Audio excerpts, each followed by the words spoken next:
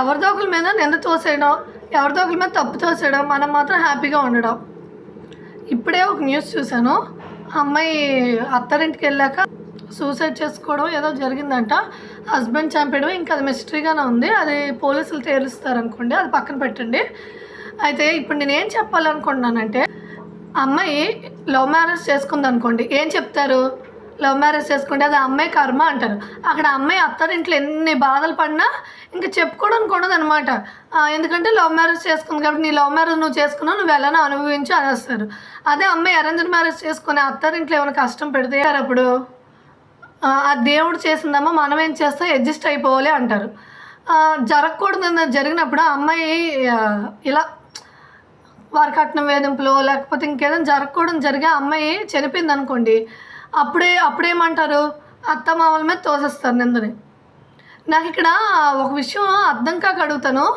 నీ కూతురు వచ్చి ఇలా అత్తారింట్లో ప్రాబ్లం ఉంది అని చెప్పినప్పుడు నువ్వు అడ్జస్ట్ అవ్వు అని చెప్తే, అలా అడ్జస్ట్ అయ్యి అమ్మాయికి జరగకూడదు జరిగినప్పుడు నువ్వు ఇంకేం చేయగలవు? నువ్వు అమ్మాయి ఆ శవం మీద పడి ఏడిస్తే మాత్రం నీ కూతురు నీకు తిరిగి వస్తుందా? బ్రతుకున్నప్పుడు పట్టించుకున్నప్పుడు ఇంకా చనిపోయిన తర్వాత నువ్వు ఏడిస్తే మాత్రం ప్రయోజనం ఏంటి? అమ్మాయి బ్రతుకున్నప్పుడే అమ్మాయిని ఇంటికి తీసుకురావడమో లేకపోతే ఎంతవరకు నిజమో అక్కడ జరిగిందో చూసి అప్పుడు మళ్ళీ తిరిగి అమ్మాయిని పంపించడమో, అది నిజమా కాదో తెలుసుకొని అమ్మాయిని దగ్గరికి తీసుకోవడమో చేయాలి. కానీ నీ first priority, parents first priority ఎప్పుడు సొసైటీ అవుతూ ఉంటే ఇంక పిల్లలు ఎప్పుడు మీ ప్రయారిటీ అవుతారు? ఈ పిల్లలకి నువ్వు కాకుండా ఇంకెవరు ఉంటారు? పేరెంట్స్ కాకుండా వెనక సపోర్ట్ బాగా చెప్పుకోవాలని ఏం చెప్పుకోవాలని ముందు పేరెంట్సే గుర్తు వస్తారు వాళ్ళకి. ఎందుకు బ్యాక్బోన్ సపోర్ట్ అంతా మనమే కదా, పేరెంట్స్గా మనమే కదా చూసుకుంటాం పిల్లల్ని. మన పిల్లల్ని మనం కాకుండా ఇంకెవరు చూసుకుంటారు? ఇప్పుడు ఏదైనా జరగకూడదు జరిగిపోయి సొసైటీ ఏమంటుంది, మళ్ళీ మనల్ని నిందిస్తుంది కదా, లేకపోతే అత్త మామల్ని నిందిస్తుంది. సొసైటీకి ఏం పని, అటో ఇటో ఒకవైపు తోసేస్తూ ఉంటుంది. అంటారేంటి సొసైటీ ఏం చేస్తుంది నీ పిల్లల కోసం? ఒకరోజు తిండి కూడా పెట్టదు నీ పిల్లలకి తిండి లేకపోతే.